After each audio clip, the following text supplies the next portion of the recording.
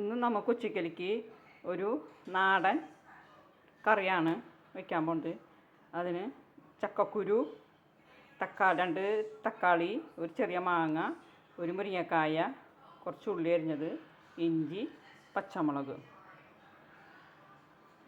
അതാണ് വേണ്ടത്. ചക്കക്കുരു നമ്മൾ വേറെ വേവിക്കണം ചെയ്തത്. എന്താണെന്ന് വെച്ചെങ്കിൽ ഇതിൻ്റെ കൂടെ പുളിയൊക്കെ ചെല്ലുമ്പോഴേ ശരിക്ക് വേവില്ല. അതുകൊണ്ട്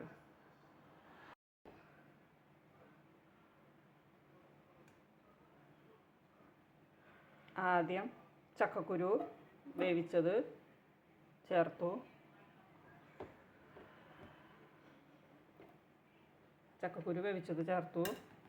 ഇനി അതിലേക്ക് ഒരു മുരിങ്ങക്കായ അരിഞ്ഞത്, 2 പച്ചമുളക്, ഒരു ചെറിയ കഷ്ണം ഇഞ്ചി,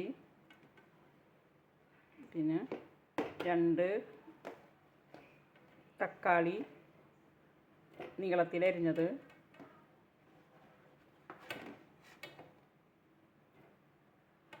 മാങ്ങ, ഉള്ളി ഇട്ടു. ഇനി അതിലേക്ക് ആവശ്യത്തിന് ഉപ്പ്,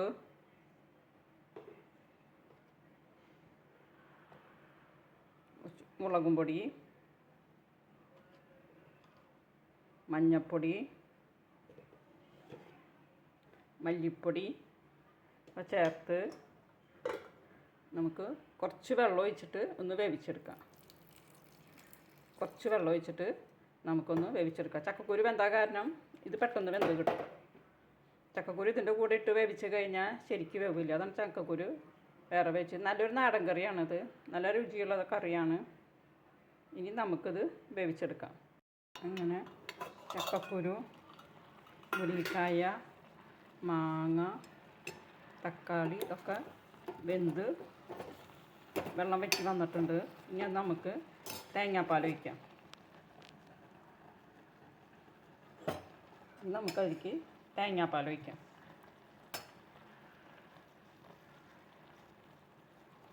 ഒരു തേങ്ങയുടെ 1/4 പാലാണ് ചേർക്കുന്നത്.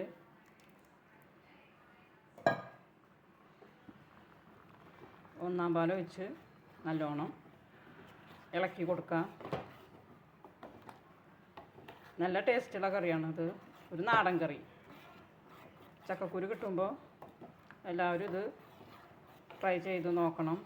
ഇനി അതൊന്നൊരു തിള വന്നിട്ട് നമുക്ക് ഉള്ളി കാച്ചി ഒഴിക്കാം.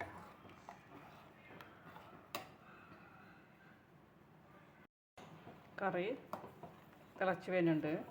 ഒന്ന് തിളച്ചാൽ മതി 1/4 പാൽ ഒഴിച്ചിട്ട്.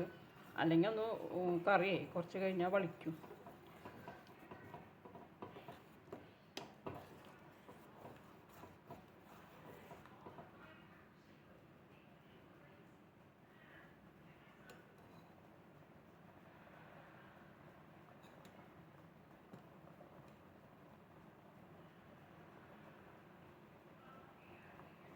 നമുക്ക് ഉപ്പൊക്കെ നോക്കാം.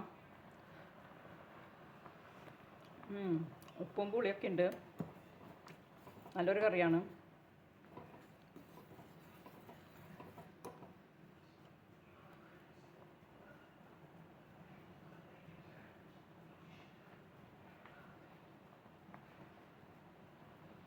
തിളച്ച് വന്നിട്ടുണ്ട്. ഇനി തീ ഓഫാക്കാം.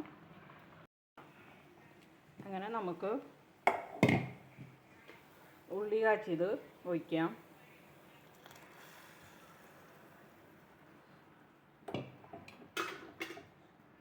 ഉള്ളി കാച്ചിയത് ഒഴിച്ചിട്ട് ഒരു തിള വരണം. അപ്പോൾ കൂട്ടാൻ പിന്നെ വളിക്കില്ല. അങ്ങനെ നല്ലൊരു നാടൻ കറി റെഡി ആയിട്ടുണ്ട്.